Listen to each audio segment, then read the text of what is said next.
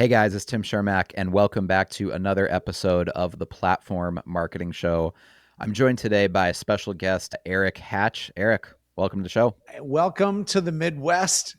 Feels so good. Bro, we're connected because, we're basically neighbors until you move to Florida. But you're still one of us. We're still going to claim you. That's why I'm rocking the Rocks and Cows t-shirt today. I don't know if you get that reference or not, but I don't know if I do. Should I get that reference? okay, so I might make some enemies by saying this, but here goes. It was a couple years ago, I don't know, maybe actually even 3-4 years ago. Tim Walz was at a private donor luncheon thing somewhere in Minnesota.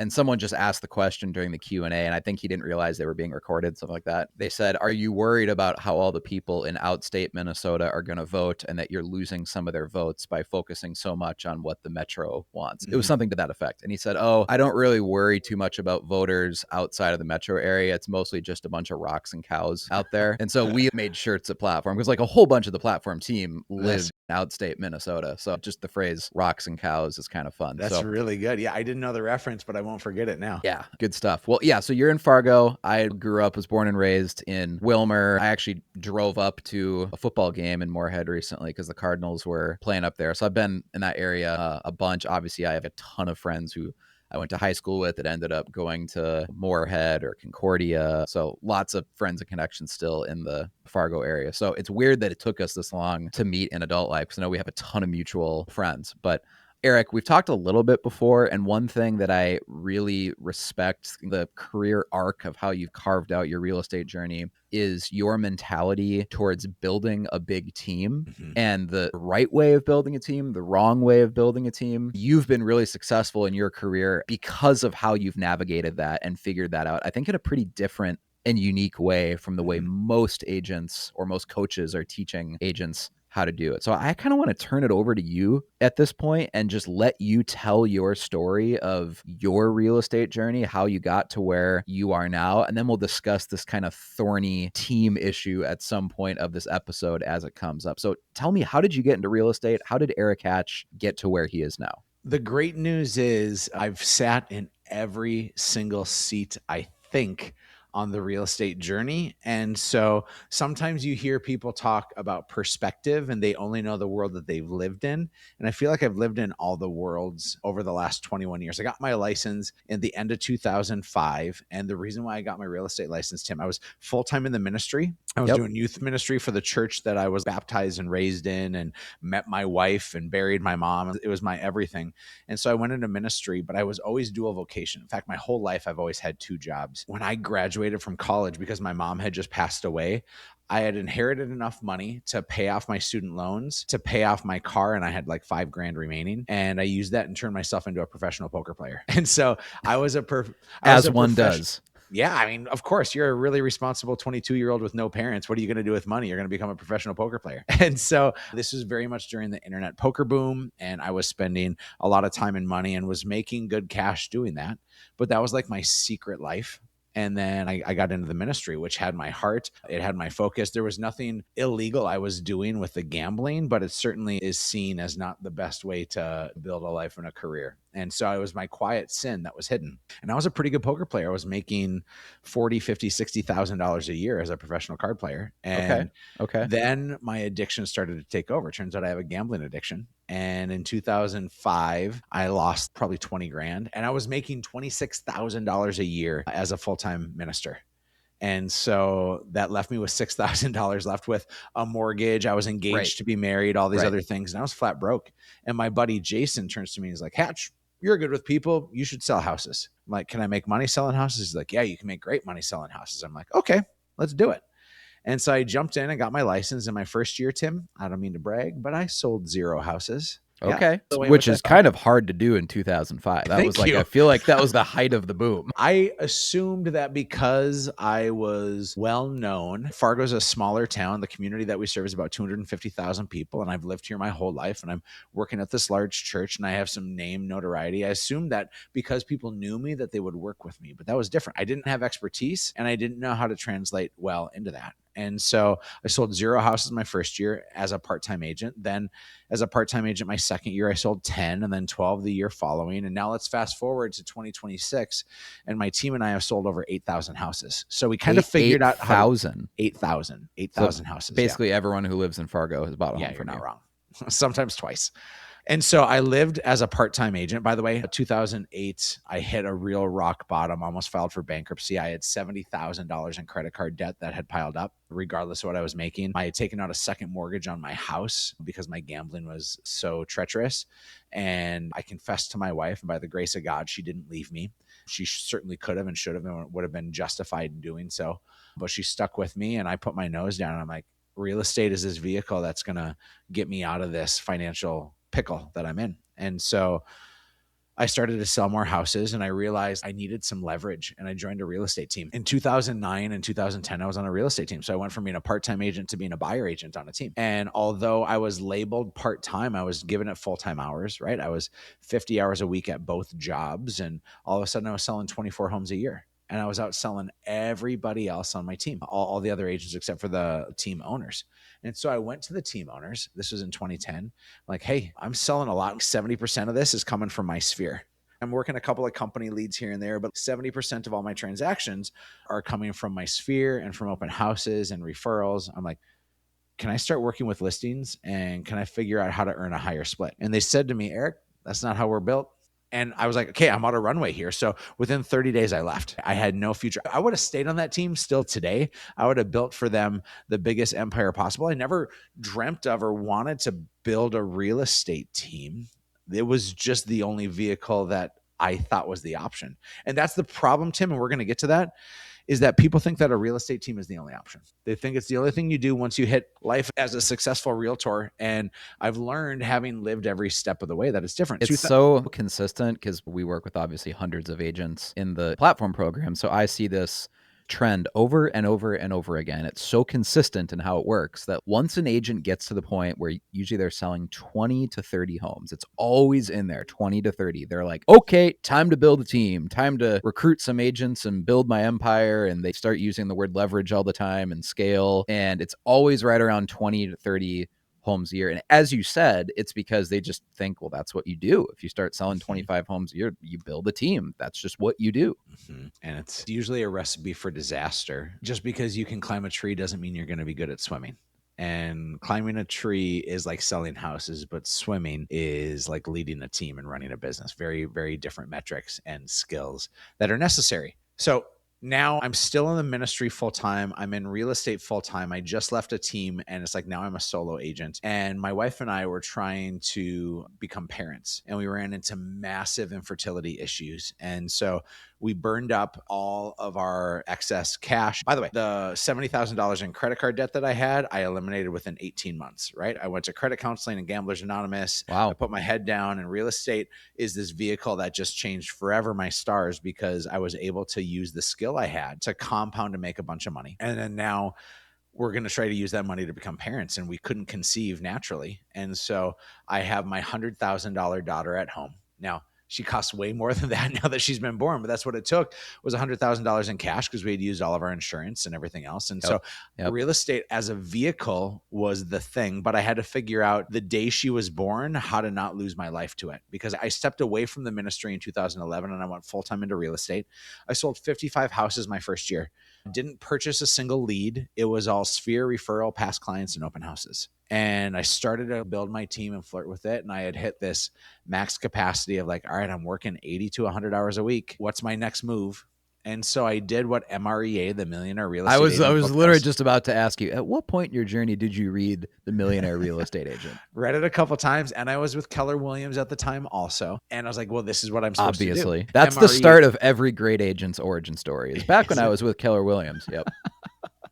It's so fun that you say that because I make that same joke too. And I'm just glad to have another person poking the bear there. And by the way, KW, great company. I'd still be there if they didn't kick me out, but that was another story too. No, I mean, I'm saying that because it's funny and it's true. So many absolute elite badass agents I know, at some point in their career, they were at Keller Williams. So I'm saying that because it's funny, but it's like a compliment to KW that so many agents came out of there. So 2012, I start my team. And here's what I do, Tim, is I take 4 people that are interested in coming to work on my team. And I'm like, it's going to be great. MREA says this. They say that to a buyer agent, you should pay them 40% of the commission. And to a listing agent, you should pay them 20% of the commission, leaving a 30% cost of goods sold, a 30% commission that you pay out to anybody on your team. You then should have 30% for expenses. So your marketing, your staff, your lead gen, your overhead, everything else, 30%. And your profit margin is 40%.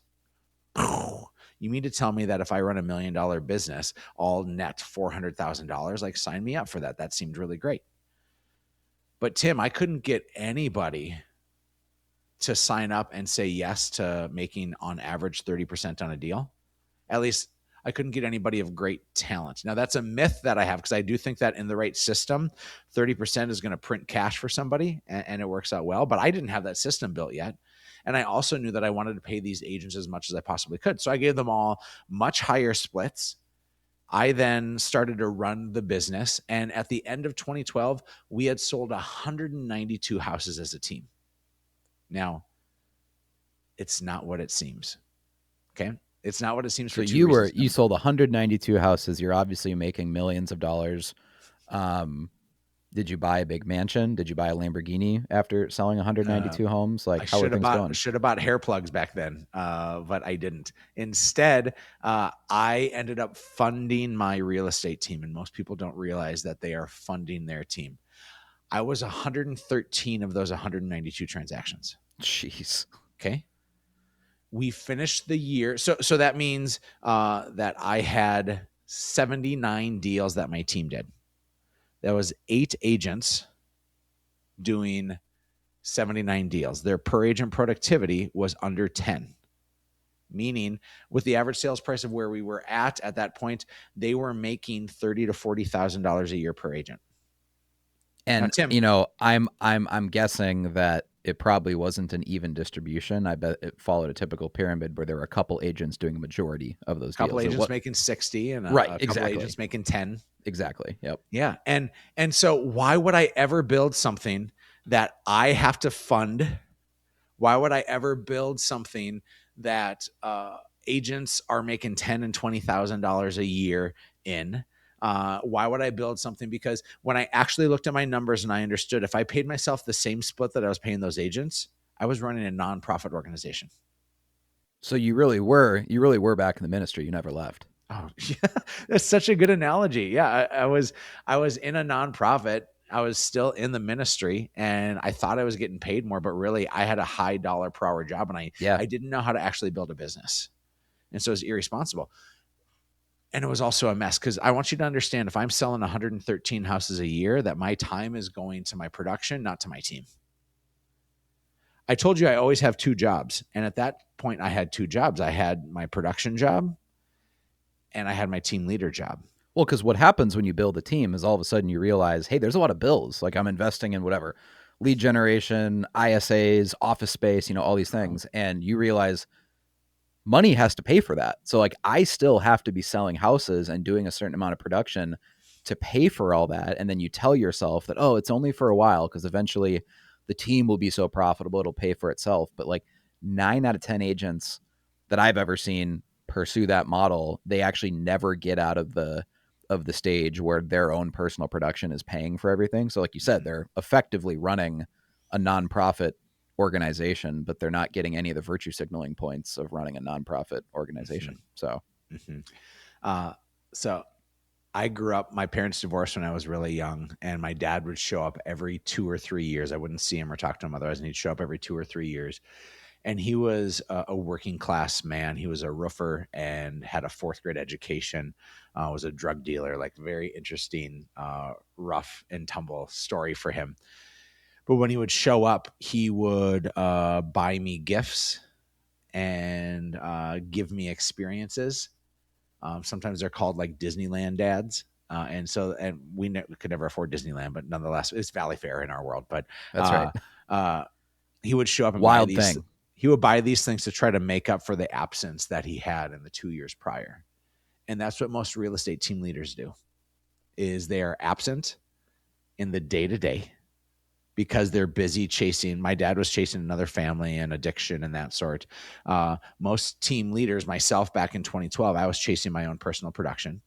And so I unintentionally gave my team leftovers all the time. And when I would recognize that, I would then buy more leads or I would raise their splits because I'm trying to make up for the absence of my regular leadership, of my regular cadence, of my regular influence.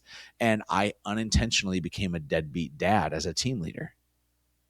And I just wonder if there's somebody listening right now that's like, oh crap, I'm doing that.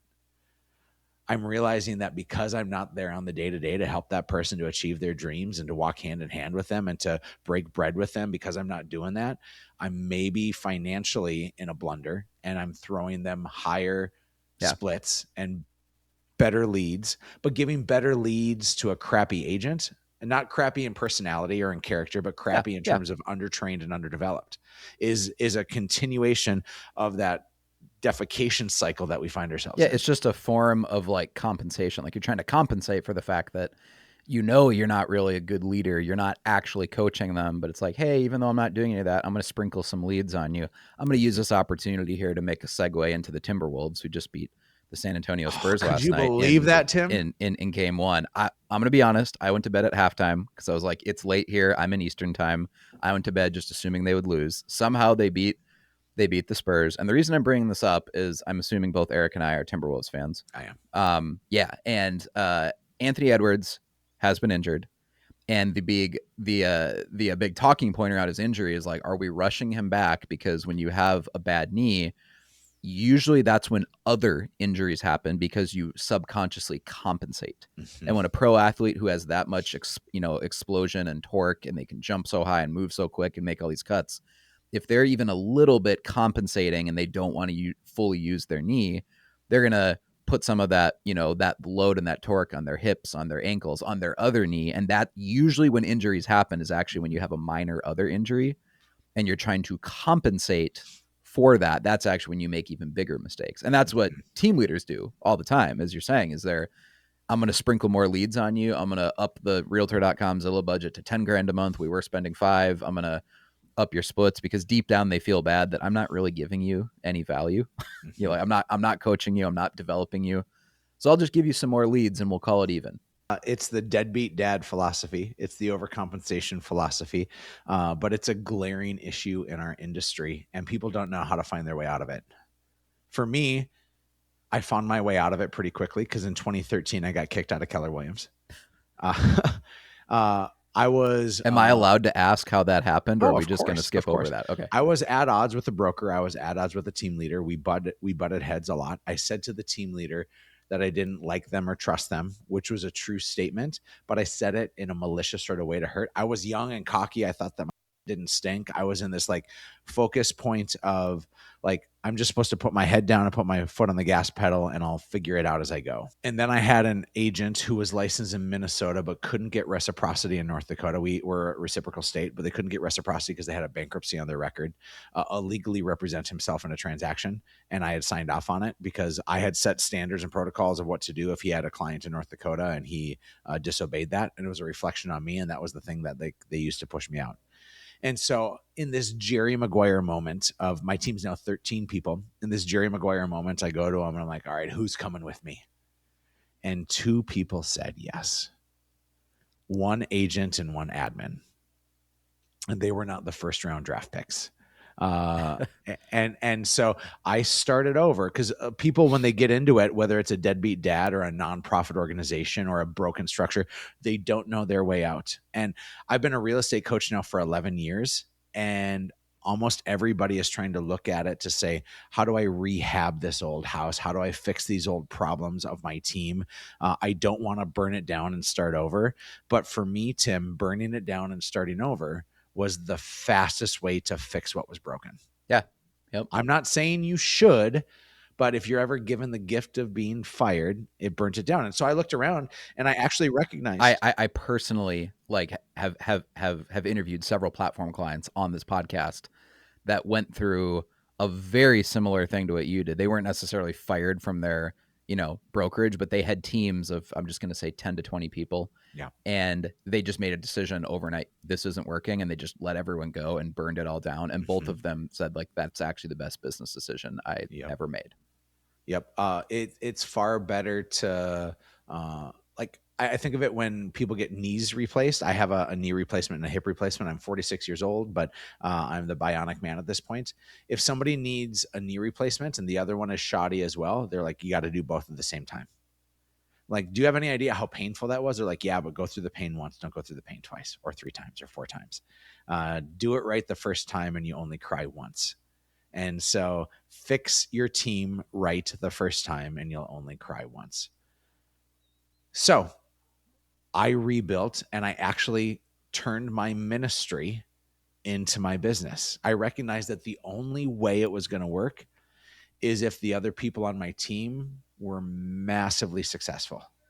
I committed to saying anybody who's on my squad, they're going to be a 6-figure agent. And this was North Dakota 2013, which is like a $200,000 a year agent or $300,000 a year agent, right? Right. And so I committed. I'm like, if you're here, the only person I want on my team is somebody who is willing to commit to the cadence of, we are going to sharpen our axe every day. We're all going to take the agreed upon minimum number of swings, and we're all going to go chopping trees every single day. And if you're not willing to sharpen your axe, and if you're not willing to follow the system that I have set out, in order for you to be $100,000 a year producer, you can't be here. And so we found people, and I found almost everybody, Tim, not from them currently being licensed and not from them even pursuing their real estate license. I became a hunter. And so what I did was I found my favorite server at a restaurant. And I found my buddy who was in a dead end job that I knew that it was going to fail him. And I found a bartender that came from referral. And by the way, it's almost always the food and beverage industry. But I found these people that had all the talent in the world and they didn't have the vehicles in which to get there. And I recruited them because, Tim, if I'm looking to grow my team right now or grow my business, I'm going to place a job ad. And do you know who applies for that job? It's one of 3 people. One is a recent graduate. I like that hire. I like moldable clay and somebody coming out of high school or college with wide-eyed, bushy-tailed kind of energy. I like that. The second is somebody who's gainfully unemployed. And maybe they were laid off and were a fantastic employee, but usually it's somebody who got fired or quit because they were culturally toxic. And the third type of person that's applying for a job is somebody who's currently frustrated or miserable at their current job. But you know who's not applying for jobs is somebody who's happy where they're at. Right. And so I recognized, like, I wasn't ever going to build an organization based on job ads.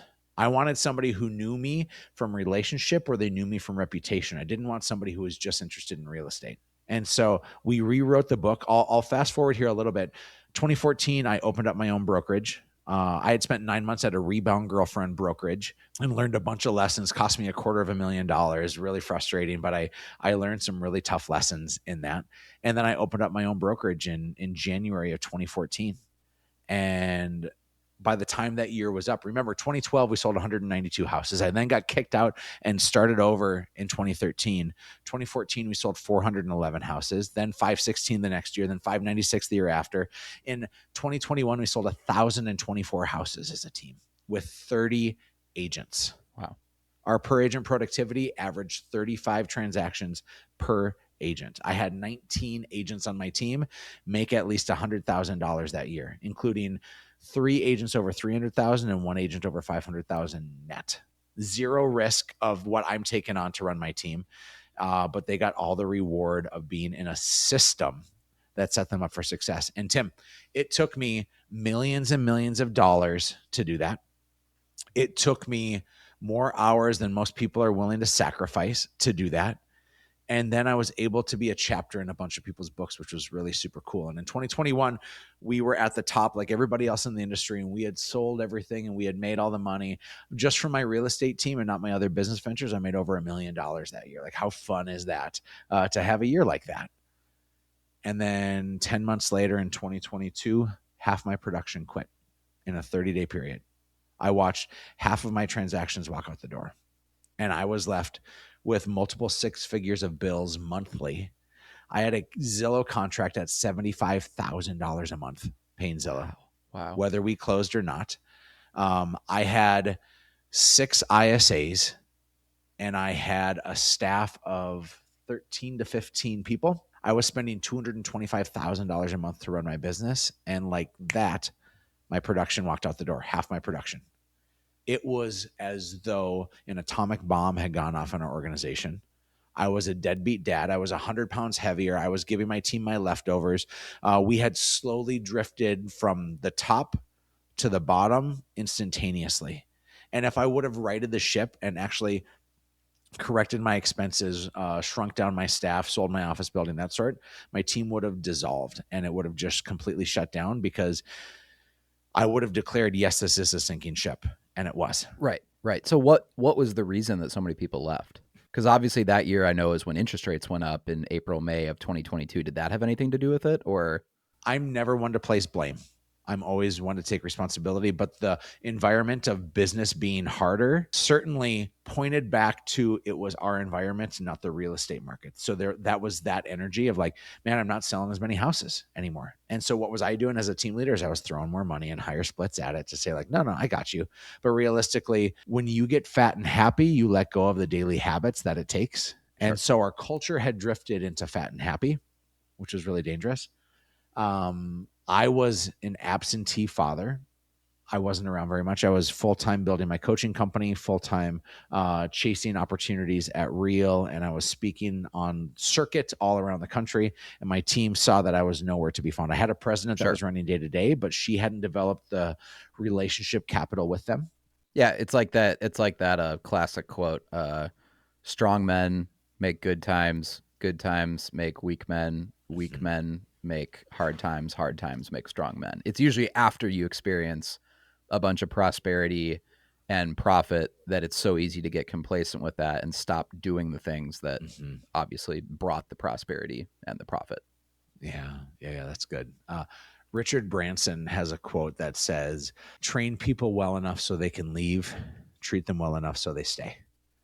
Uh, and I trained people well enough so that they could leave. I made them the best agents that our community had ever seen. They were the talents, but I was the refiner of. And our culture, our environment, and my mentorship developed them into superstars. And then when our culture started to drift, the culture became the thing that was holding them back. And so they said, we could try to rehab this old house or we can start anew. And 50% of the production on that November 2022 month, they chose to leave.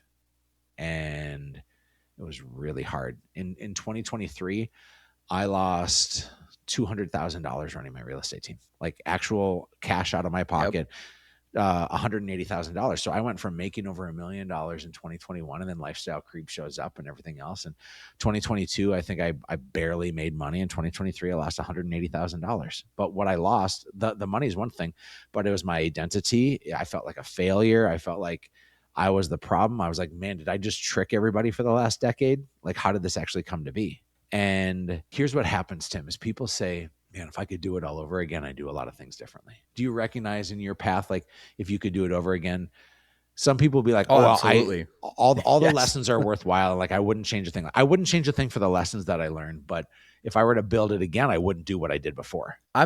I'm not even sure I agree with that when everyone says all the lessons are worthwhile and the only way that you learn is by failing. I'm like, no, I've actually learned a lot of things that didn't require me failing. I Uh, just think that that's like people will say that often as cope for like, oh, that really sucked, but at least I'm going to learn something from it. There are absolutely things I would go back in time and do. I'm actually writing a book about it that'll come out later this year.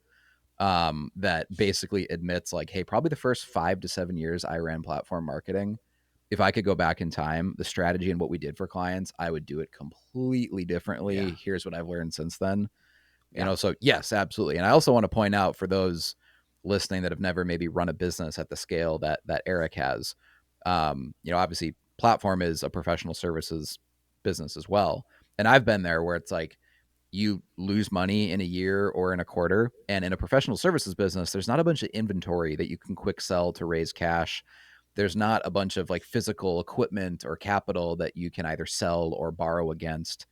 if you lose money in a services business, you just have to bring money into the business. You have to inject working capital. And so it means like, hey, I'm taking money out of my personal savings account to meet payroll, or, there's not money hidden in the business that you can leverage. Like if you're losing money, you have to bring back your personal funds and put them into the business. I think a lot of people have just never conceived that that's something that business owners have to do sometimes, Yeah. Or you don't pay yourself. Right. And yeah, Exactly. Yes. it's all the things. But I'll tell you, Tim, if I were to do it over again, I don't think I'd grow a big team. Now, I love the lives that I impacted, but I don't think I had to build a big team to do that. I chased after a lot of trophies. First, I thought MREA was the only way, right? You build this seventh level team, and the seventh level team says this is how you make $1 million a year, but it never says how your agents can make millions of dollars a year. And it never says how they can have a great life. It's just like use them to get your great life. And I wasn't interested in that. What I wanted was a world in which the world said, Erik, you're the guy. I got a bunch of daddy issues I addressed with, and I needed that kind of external affirmation and that kind of trophy to feel like I was of value. A bunch of therapy over the last few years and a bunch of self-reflection and a journey on my own health helps me understand that like I'm already enough, whether I'm the number one agent or the number 100 agent, it makes no difference. But I was chasing the trophies, I was chasing the accolades, and I was chasing being the guy. But now the game that I'm playing, Tim, is not the game of the trophies. I'm playing the game for the guy with the most money, the guy with the most time, the guy with the most impact, and the guy with the most peace. Those four things: time, money, impact, and peace. And there's only one thing I found in the real estate industry that helps me to get all four of those. And that is this agent partner model, a totally different blueprint on how to build it. And most people think that in order to make a bunch of money, you gotta have a really large team. But here's the math that exists in this, Tim, is if I hire a new agent, and when we hire agents, we think that the agent's going to do what I do. And that's the death kiss in this industry because, Tim, I've been licensed now for 21 years and I can sell something blindfolded easily. And it's so natural for me at this point. But if I can take 5 out of 5 leads and each one's worth $10,000, I know I'm going to close all 5 of those. No problem. That's $50,000 in commission coming to me. But if I hire a new agent that's untrained, unequipped, Chris Stewart, who's the former CEO of Berkshire Hathaway, now the president of Place, he said to me once, he said, Erik, we often underestimate how much we know and we overestimate how much other agents know. It's like, okay, that feels like a conundrum when it comes to developing a team. And so we underestimate what we know and we overestimate that new agent. So that new agent that we think is going to close 5 out of 5, and let's say it's a 50-50 split. We're like, that agent's going to make $25,000 and I'm going to make $25,000. And it's passive income to me. All I need is 20 agents and I'm going to make $500,000 a year. It's going to be unbelievable. And it's going to be so easy. Well, those 5 deals, they're not going to close 5. They're not going to close 4. And they're not going to close 3. They're probably going to close 2, but maybe even 1. And guess which finger I'm going to leave up if it's 1, And so that agent's going to make 5 or 10 grand over the course of like 4 to 6 months. And did I just make 5 or 10 grand or did I just lose 40 grand? Right. Because I think I just lost 40 grand. And so in cheesy infomercial voice guy form, there's got to be a better way. There has to be a better way than a traditional real estate team because the traditional real estate team costs you money. It erodes the trust. We, even in the National Association of Realtors, a code of ethics, we say that we're going to do what's best in the interest of the clients. That's the driving force of this all, is we're going to do what's best in the interest of the clients. You can't tell me that an agent who got their license 2 months ago is what's best for the clients. It's an immediate violation of what we stand on and stand for. And so, well, I'm on their team and I'm going to help them out and give them mentorship. Like, no. Like, there's a better way to do this. So instead of giving, I've personally had this happen, and I won't name names, obviously, but I've personally had this happen where I sent a good friend of mine out to a referral to an agent. And obviously I know agents all across the country, so I'm not going to give any information that would reveal who it is. And gave a personal, like one of my good friends moving somewhere. And then I just didn't check in after that because I was like, cool, I've already made the connection. Sounds they like got it. looking at homes. Yeah. And then I find out like 3 months later, it's like, Oh yeah, like the day after that you made that connection, they like pawned me off to a buyer's agent on their team that like I don't think had ever sold a house before because they're like, "Oh, I'm too busy to work with this referral," and I'm like, "Seriously? Like you got a personal referral from me, Yeah. and they just gave it to a buyer, like a new buyer's agent, as like a training operation of like, hey, you're their learning curve. Congratulations!" Like you can guess, I've never sent this agent another referral again because it's like if Mm. that's how you treat like referrals from your friends that you just give them to someone who doesn't know what they're doing, frankly. But the problem, as you're getting to, Eric, is that well, every agent at some point has to go through the process of I've never worked with a client before, I'm brand new. So like what is a better way of doing that? The better way of doing that is such an easy adaptation. And the easy adaptation is best portrayed with a doctor and a nurse. Okay. The doctor is the person that has the deeper amount of value in terms of understanding medicine. The nurse is the person that spends more time with the patient. The nurse is the person that in our real estate worlds, they open the doors, they build the relationship capital, they understand the depth of the layers, they take proficient notes, they understand where to go, but they maybe aren't the one that has the education and or the experience to handle surgery. Surgery is handled by the doctor. It's why the doctor gets paid 10 times more than the nurse does. And the greatest way that we can solve the problem of the 87% of realtors that fail in their first 5 years in the industry. By the way, I can't find proof on that stat. I have delved deep. Somebody said it once decades ago, and the rest of us just Yeah. regurgitated that 87% of Yeah. people fail in the industry in the first 5 years. I think it's probably higher than that, but I digress. It like just intuitively sounds right. That Yeah. sounds accurate. And so we believe it to be true. And whether it's 87% or 97% or 12%, still realtors fail because they think they're great bosses. They want to get into this industry because they want to be their own boss, and they're terrible bosses. And they aren't following an actual blueprint and cadence. They don't get great mentorship. They don't get a great system to support them. But when somebody signs up to be a nurse, two things happen. Number one, if they sign up to be this agent partner, this person doing all that relationship developing, the first thing that happens is they get stability in an unstable sort of business. They're getting consistent pay, whether you're paying them a salary or paying them a portion of the commission per transaction. They're around somebody that's continually transacting. And so imagine how you eliminate that pain from people. Because, Tim, there's 5 types of people that can get into full time commission jobs. Just 5. You have a sugar daddy or sugar mama. That's number 1. You have a trust fund. That's number 2. You have a part time job or a full time job. That's number 3. That was me. Number 4 is you have terrible financial habits and are about to go into 6 months of debt, and you're That's going to me. put everything on your credit card, That's me. or that's you. Yep. Or number 5 is you happen to have 6 months of cash and savings, and that's almost nobody. Right, because almost the exact personality type that's drawn to a commission only job is not the type of person that's got 6 months of saving. No, no, no, no, no, no. And so what we're doing is we're eliminating that, and we're bridging that person into the industry and giving them stability and mentorship. So that's the first benefit, where they don't have to try to figure out how to make cash on their own. The second benefit is they get their MBA in real estate alongside you. It is the fastest accelerator to success in this industry. Think of it like a slingshot, right? As a slingshot, you pull something back longer and longer and further and further. And as you pull it back, that rock just wants to fly. That agent just wants to be cut loose. But if you're in holding them in that spot for an agreed upon period of time, and that they have to earn their way out of it, when you let them go, they're like immediately a 6-figure agent. And you're paying them in this paid internship and mentorship program. So it ends up being a triple whammy because number one, your clients win. They get 2 for the price of 1. They get somebody available to do more showings, more communication, and they're not just getting the new person, they're getting the new person and the doctor. They're getting the new person Yep. and the seasoned agent. So the client wins, and that has to be the driving force in how we make decisions in this industry is how do we serve our clients better? Number 2, no doubt that agent partner wins because they're getting their MBA in real estate alongside. They're getting a great education and they're getting stability and pay in an unstable kind of environment. But that top agent wins. Tim, your audience is top agents.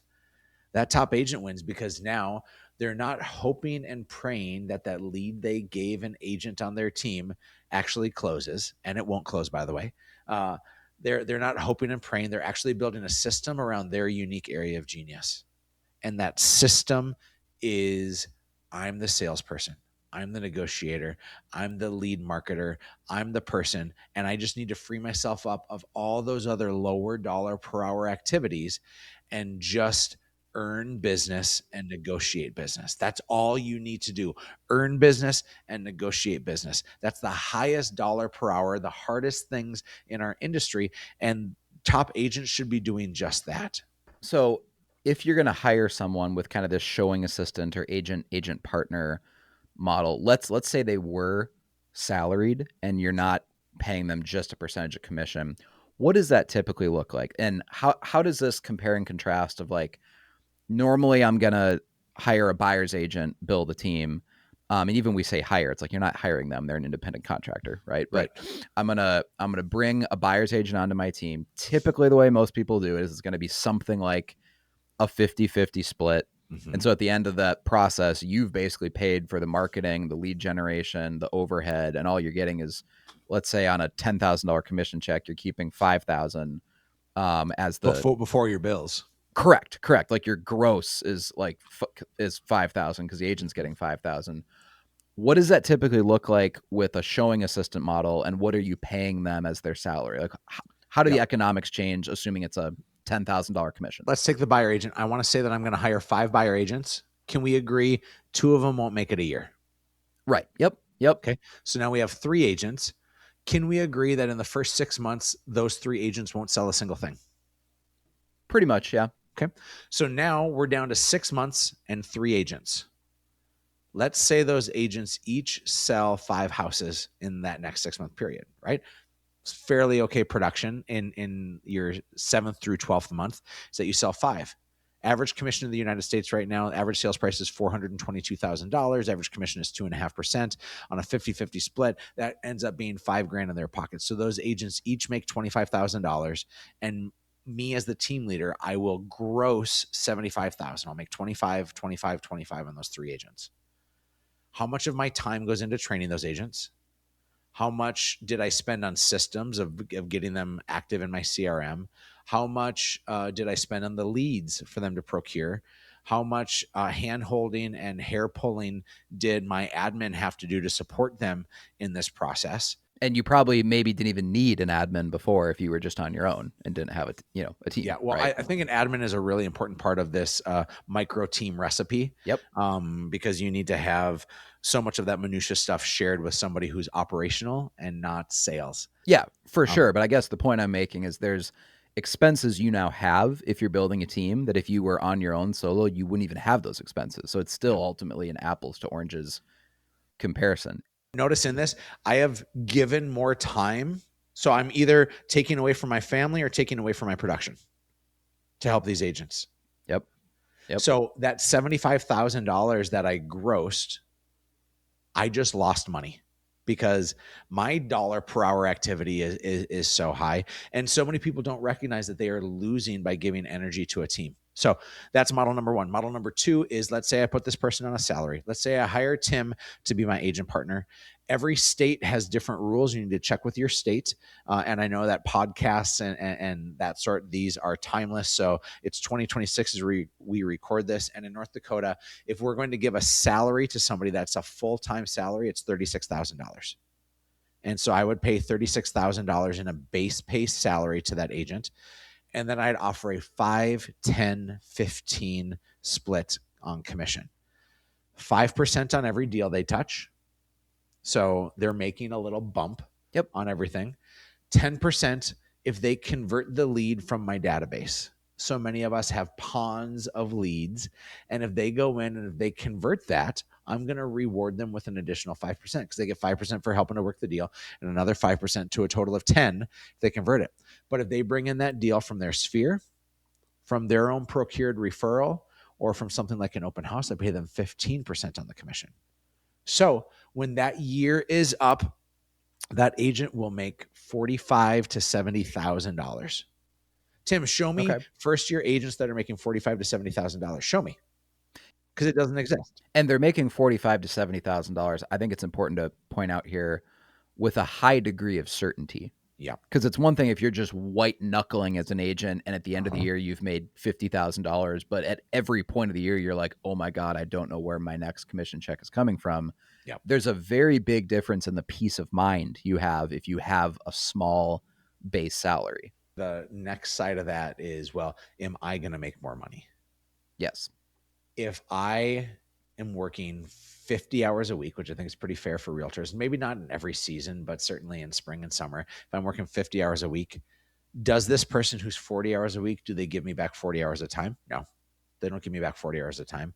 If you hire an admin that's full time, are they going to give you back 40 hours of time? No, they're not.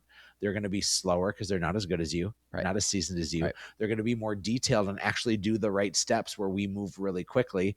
We don't cut corners ethically, but we certainly skip some steps in the process when we can. And they're going to be more diligent on it because they need to do it the right way. And so an admin is going to get you back probably 15 hours a week, and an agent partner is probably going to get you back 15 hours a week. And so let's say you pay the admin 40, this agent partner is getting 60. That's $100,000 out of your pocket. Whoa, 100 grand's a lot of money. But if I have 30 hours a week of my 50-hour work week, if I have 30 hours a week back, and I'm using that to negotiate contracts, and I'm using that to go and get more business, you can't tell me I'm not going to sell 10 or 20 or 30 or 40 more houses in that recipe. Yep. Look at this leverage that you have. Yep. This is the trick, Tim. If you want a world in which you make $500,000 to $1 million a year net, you just do this micro team. Yep. And you're going to, if you sell 30 more houses at $10,000 a commission, that's an extra $300,000. And guess what it's going to cost you? It's 100 grand for all the leverage. Yeah. It's really shifting the question from how big can I make my sales volume by building a team of 10 or 15 or 20 agents to how many homes can I personally sell because I've built out the leverage of having a showing assistant, having an admin. Maybe before I was kind of maxed out just from a time perspective, right? You run out of hours in the day. I could only sell 30 homes a year, 35 homes a year. We typically see agents hit that plateau where time becomes the constraint. Like that's the limiting factor. Yeah. Usually right around 30 homes a year. Sometimes a little bit more, a little bit less. Every market's different, right? But I'm going to call it about 30 homes a year. What you're saying is like, hey, that 30 is an entirely imaginary constraint because if you had leverage, if you had a showing assistant, if you had a full-time admin, you might be able to sell 60 or 70 or 80 homes a year. If your cap is 30, you bring on an admin, I think you go to 45. You bring on an agent partner, you go to 60 or 65. And it's just working smarter, not harder, because you're still working the same number of hours, but now you're building a business that prints cash instead of praise for cash, right? A real estate team. If you're already at 60, because there's agents that are in the platform that don't even have a showing assistant or whatever, buyers, and they're already selling 50, 60 homes a year. You might honestly be able to get to 100 homes a year if you maintain that work ethic and you have leverage, a showing assistant. So really, to put this in plain English, a showing assistant is a buyer's agent that you are taking the risk of paying them a salary versus just doing a 50-50 split. Would that be a fair way to characterize it? I mean, I think that from a 10,000 foot view, yes. But this is, I just love the nurse to the doctor. This is somebody who is a direct extension of you, but it's always a buyer agent you send off on their own. And they're really building their own book of business, right? Yeah, this person is still building your business. This is your business. Don't give away the thing that is most valuable. Tim, when I got out of production in 2014, when my daughter was born, I handed off deals to every agent on my team. And when I handed off the deal and the transaction, I unintentionally handed off the relationship. Exactly. Yep. And so you have to maintain, if you're that business owner, you have to maintain those relationships. You're just handing off the responsibility and the transaction. You don't hand off the relationship. And so this is where it gets good. And I know we're going to run out of time, but I want to share with you what happens next, because we just developed a plan where agents should be able to sell 30 or 40 more deals a year at a cost of $100,000. And they're going to still work the same number of hours. But people, remember, I said, I want to value time, money, impact, and peace. And I don't want to work 50 hours a week anymore. Gary Keller told me in the Millionaire Real Estate Agent book that I can be seventh level and just have a business that makes money. Well, what do I do? That was before he kicked you out, though. That's right. Thanks, Gary. Gary didn't kick me out, but anyways, it came to this place where it's like, well, what do we do? What do we do with this agent partner that's now talented and equipped and well trained? And what do I do with my time? An agent partner, when they earn the right to graduate, for me, it's a minimum of a year served and a minimum of 10 deals that they brought to the table, because they can't stand on their own if they can't feed themselves. And so it's irresponsible of me to throw them to the wolves if they don't show that they got that dog in them and that they know how to sell houses. And so it's a requirement that they have to have a minimum of a year, which gives me stability, and a minimum of at least 10 transactions that they help to convert. Not just my deals that they touched, but things that they served in the database or things that they went and got on their own. So they can graduate off my micro team to then be that buyer agent making the 50-50 split. They can graduate off my micro team, or they can graduate up my micro team. When they graduate up my micro team, they now are signing up to earn 6 figures a year as a negotiator and an operator, but they don't have to be a hunter. Tim, do you have any idea how many people would sign up for a $150,000 a year job if they didn't have to hunt and bring in deals? And I move my 50 hours of time into 20 hours of time because I let go of all negotiations and all transactions, and I'm just there to shake hands, kiss babies, and get deals to my agent. And then I introduce the we team, where I'm there to celebrate, and I'm there to hug, and I'm there to continue to build that relationship, which builds my referrals and builds all my repeat business. I've given this agent partner now a chance to make like $150,000 a year. I've given my admin a chance to have more stability. I'm bringing on another agent partner to now serve in the nurse role, where I have a doctor, and now I just own the hospital. And that's a $500,000 to $1 million a year net career at 20 hours a week. And in doing so, I want to point out that you're avoiding the self-fulfilling prophecy that makes the normal team model, I think, so stupid. Is that if you build a normal big team, you're just constantly recruiting. It's like, hey, 10 is better than 5 agents and 15 is better than 10, and you're just constantly recruiting, right? Yeah. If those agents are totally on their own, they're on a 50-50 split, they're not getting support, coaching, systems, culture from you, by definition, then you're attracting entrepreneurial people because they're willing to be in such a kind of sink or swim model. So by definition, if it's higher splits, but you're not providing a whole lot, then once they get good, they'll leave and go on their own because they didn't have any interest in stability. They were more entrepreneurial people. It's just a self-fulfilling prophecy. That's such an astute observation. It's just a self-fulfilling prophecy that if you're attracting high risk, high reward entrepreneurial people, at some point they'll leave. What I love about your model is you're actually kind of saying the quiet part out loud. It's like some people, actually not some people, most human beings are much happier with the stability of a regular paycheck. So I'm going to find those people and build a real estate, model that gives them that stability, but allows you to still keep a big chunk of the commissions. You're not just giving 50-50 splits away. Usually what it ends up, I mean, I don't know if I know any agents, Eric, that have personally worked with you, but they kind of stumbled on some of these ideas by themselves. Usually what it ends up is that if you follow this kind of showing assistant agent partner model, rather than 50-50, it's probably more like 80-20. Yeah. Obviously there's a little bit of leeway both ways, but like something like that. So you're actually keeping a lot more money at the end of this than you are in You're a keeping so much money. yeah, in a normal model. And I think it'd be fair to say, if you're okay making 200-300 grand a year in GCI, if that's like the end goal, you don't even need to build a team to make 200,000 or 300,000 in GCI. If your goal is like, hey, I want to make 600,000 or 800,000, building a team is the best, most efficient way of doing that. It might not ever get you to the point where you're making $2 million a year.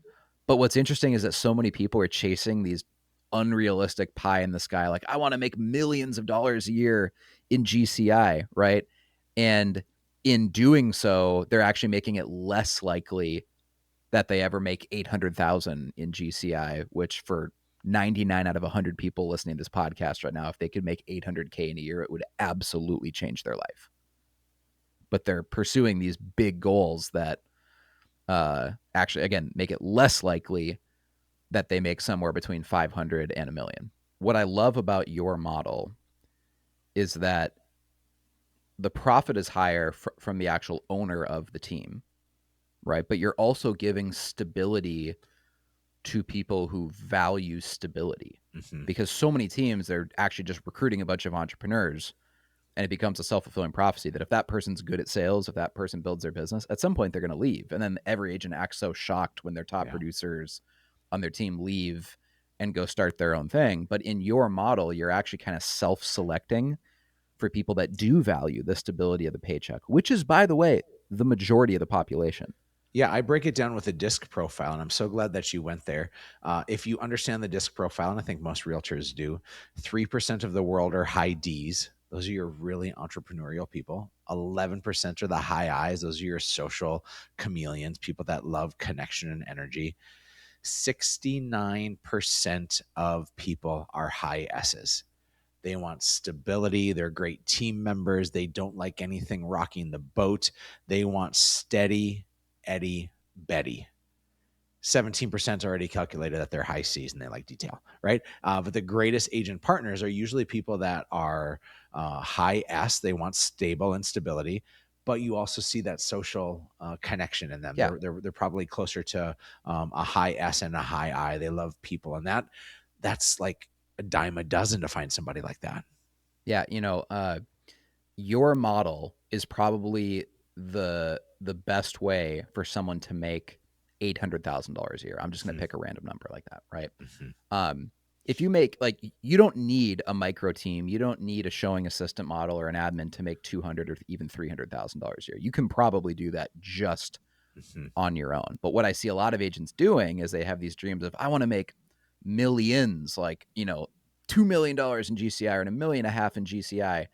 It's like, there's that may or may not ever happen in your career. For me to make $1 million in real estate, it only happened one year. I had $800,000, $900,000 years, but for me to make $1 million, we had to sell 7.5 million. My GCI was $7.5 million. We were $250 million in volume. I had a 55-person team. I had a monthly spend of $225,000 in bills. It's crazy for me to make $1 million. Yeah, it's the risk-adjusted return of that is absolutely nuts. Yeah. Right? Like, or you could have a micro team with one or two admin, this empire builder, which is your graduated up agent partner and one or two agent partners, and you'll make $1 million. So you could have 5 or 6 people. And by the way, the culture of 5 or 6 people is always better than the culture of 55 or 56 people. Yeah. Like, everybody is in cadence together. Everybody trusts each other. Sure, there's drama, but there isn't anywhere you go. Would you rather have, a 75% chance of making $750,000 a year, or would you rather have like a 10% chance of making millions? Right. I think most agents listening to this would rather take I'm not going to call it a sure thing, right? Because I don't want to get sued by the FEC, but most agents would rather take a very high probability of, I'm going to make 700, 800 grand by running a micro team than taking all this risk and overhead because they're trying to make millions, plural. Your model is just so superior. I've actually had platform agents ask me this all the time. If you were a realtor, like if you weren't running platform, if you were a realtor yourself, like how would you do it?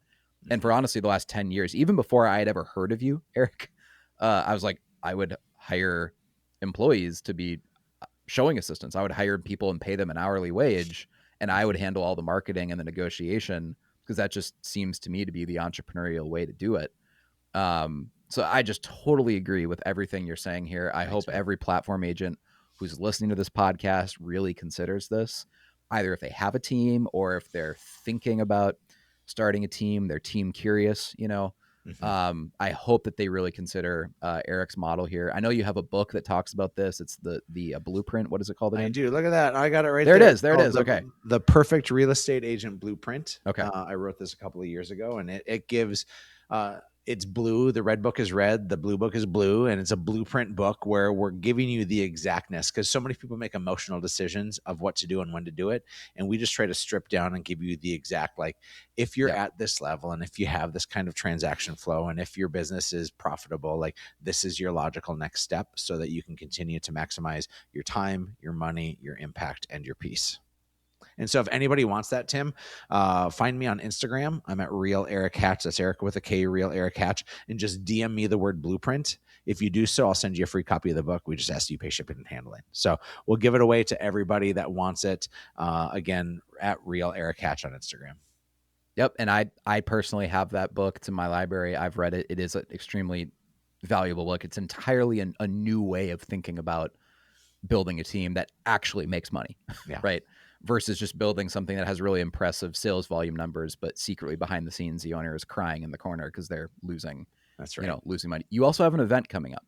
I do. June 15th to the 17th in Fargo, North Dakota, which is spectacular for like 2 months out of the year. And that's why we're doing the event in June.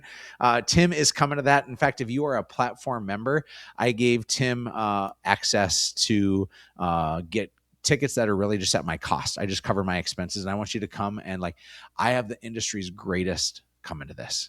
It is a really impressive lineup of speakers and sessions. And I was Mhm. going over the website because, I mean, like, I'll be honest, like, I'm a fairly busy guy. I don't go to conferences. I'm not going to spend 2 or 3 days of my time if I don't think it's going to be valuable for me. And I was looking at your sessions and the speakers you have. I'm like, oh, I think I would actually get a lot out of this. This seems really interesting. So I'm excited to be there this year. So for anyone listening, join us. I'd love to meet you, hang out with you, talk. Erik will obviously be there.